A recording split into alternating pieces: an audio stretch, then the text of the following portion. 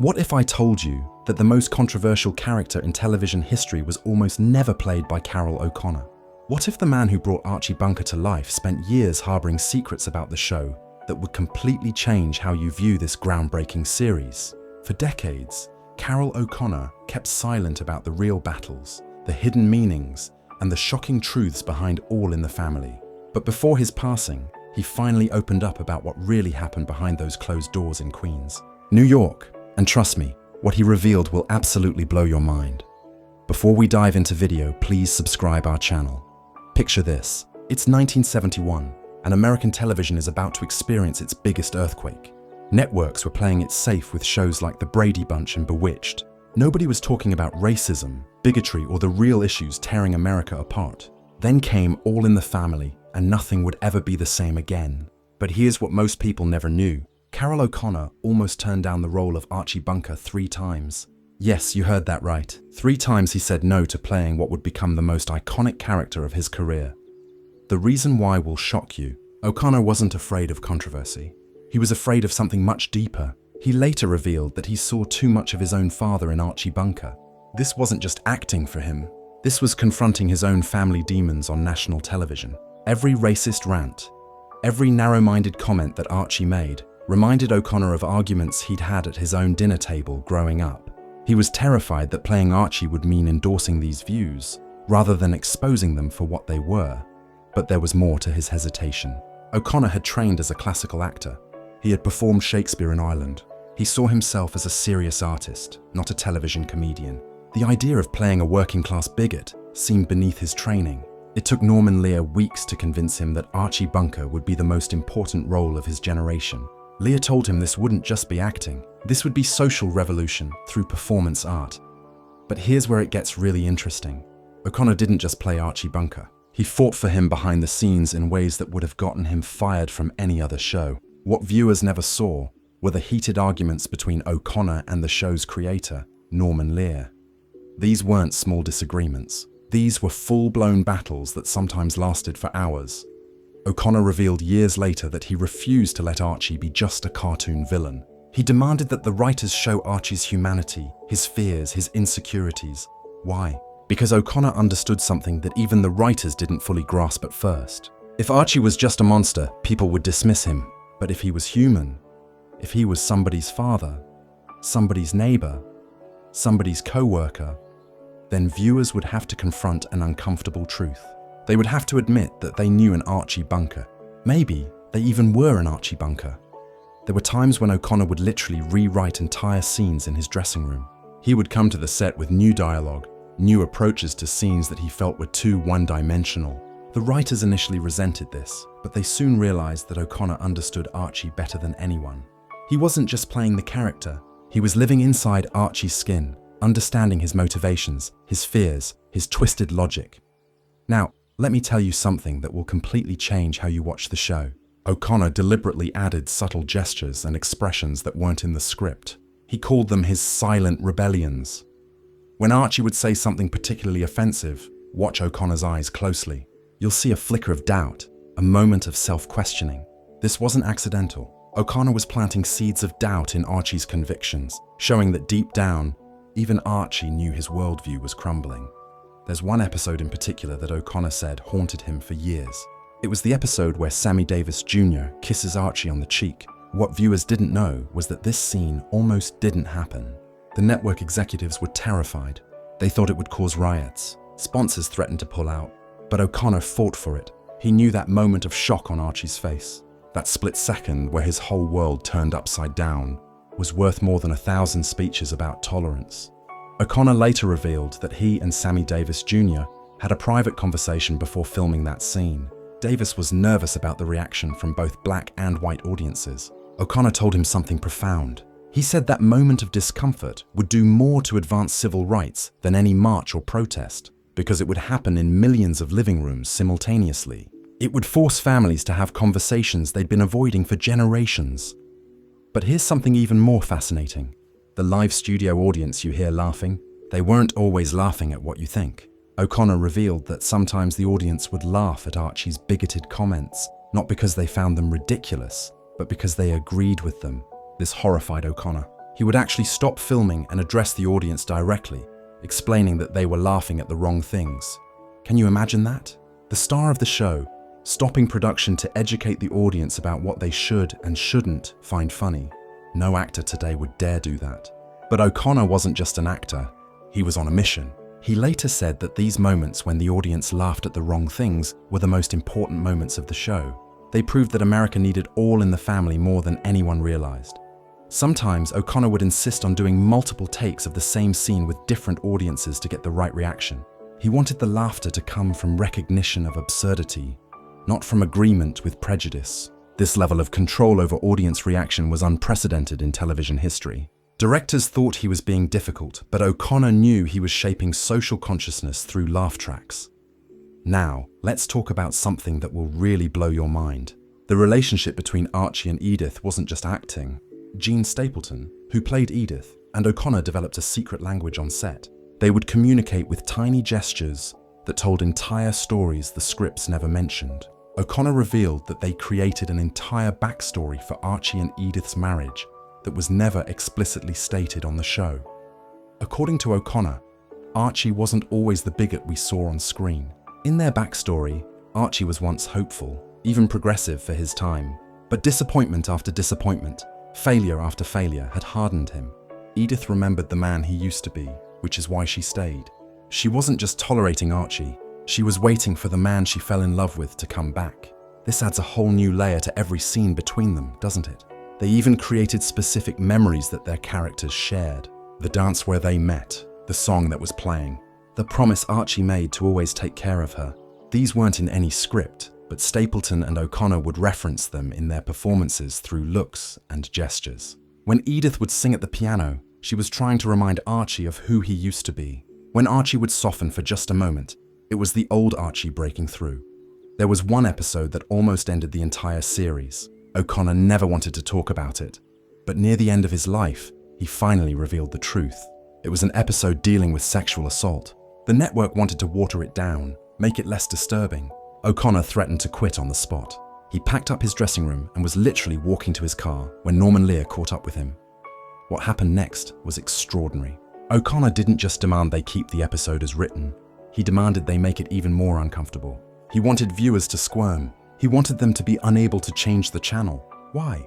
Because O'Connor believed that comfort was the enemy of progress. If people were comfortable, they wouldn't change. The episode aired as O'Connor wanted, and it became one of the most important episodes of television ever broadcast. But the aftermath was intense. CBS received thousands of angry letters. Advertisers pulled their commercials. Some stations in the South refused to air the episode. O'Connor received death threats. But he also received something else. Letters from sexual assault survivors thanking him for bringing their reality to light. He kept every one of those letters until the day he died. Here's something fascinating that O'Connor revealed about Archie's evolution. It wasn't planned. The writers wanted Archie to stay the same, to be the consistent source of conflict. But O'Connor secretly started changing Archie's reactions to things. He made them subtler, more complex. By season 4, Archie wasn't the same man he was in season 1. And this was largely due to O'Connor's quiet rebellion against the scripts. He would add moments of tenderness that weren't written, a gentle touch to Edith's shoulder, a proud smile when Gloria stood up to him, a moment of genuine confusion when his prejudices were challenged. O'Connor was slowly, deliberately humanizing Archie, making him grow despite what the writers originally intended. He later said this was his greatest achievement on the show, this invisible character development that happened so gradually that viewers didn't even notice it was happening. O'Connor even kept a private journal where he tracked Archie's emotional growth. He noted every episode where Archie learned something, even if he seemed to forget it by the next week. He created a psychological profile of Archie that was more detailed than anything the writers had produced. This wasn't method acting, this was method transformation. But playing Archie Bunker came at a terrible personal cost that O'Connor hid from everyone. He revealed that he would go home after filming episodes and cry. Not because he was sad, but because he was exhausted from carrying the weight of America's prejudices on his shoulders. He received death threats from both sides. People who thought he was promoting bigotry wanted him dead. People who thought he was making fun of their beliefs wanted him dead. O'Connor's own son, Hugh, later revealed that his father would sometimes refuse to leave the house on weekends because he couldn't face being recognized as Archie. Children would run away from him in grocery stores. Adults would either worship him for the wrong reasons or despise him for the right ones. The character he created had become a prison he couldn't escape. His wife, Nancy, said that O'Connor would have nightmares where he was trapped inside Archie's body, unable to speak his own thoughts, only able to voice Archie's prejudices. He started seeing a therapist to deal with the psychological toll of embodying American bigotry 5 days a week. The therapist later said that O'Connor was one of the most conflicted patients he'd ever treated, torn between pride in his artistic achievement and horror at what he'd become in the public eye.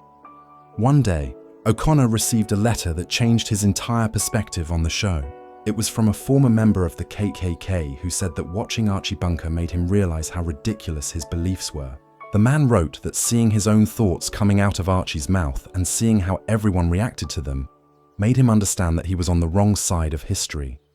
O'Connor met with this man secretly. What they discussed was never fully revealed, but O'Connor said it was the most important meeting of his life. It validated everything he had suffered through, every battle he had fought with the network, every piece of hate mail he had received. One changed mind made it all worth it.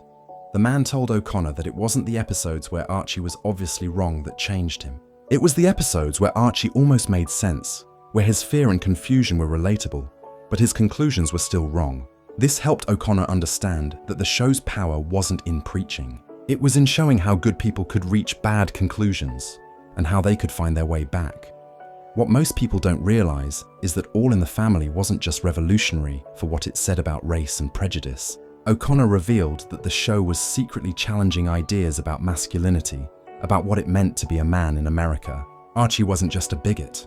He was a man trapped by his own definition of manhood, unable to express emotion, unable to admit weakness, unable to change, because change meant admitting he had been wrong.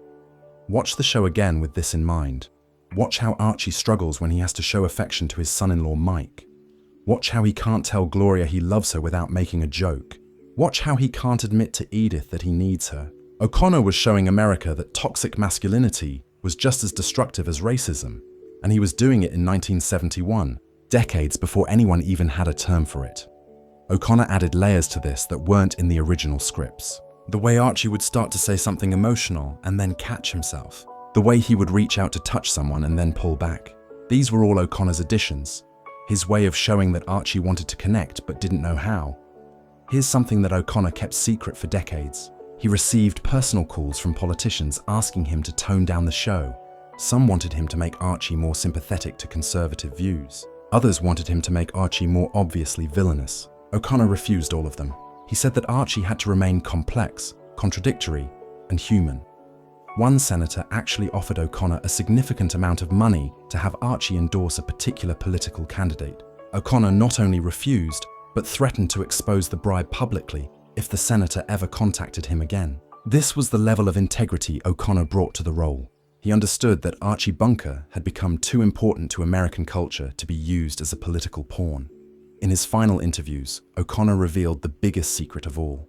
He said that Archie Bunker was America. Not the racist part, not the bigoted part, but all of it. The fear, the confusion, the desire to return to a simpler time that never really existed.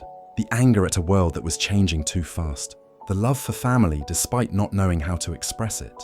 The humanity despite the inhumanity. O'Connor said he never played Archie as a villain because he didn't see America as a villain.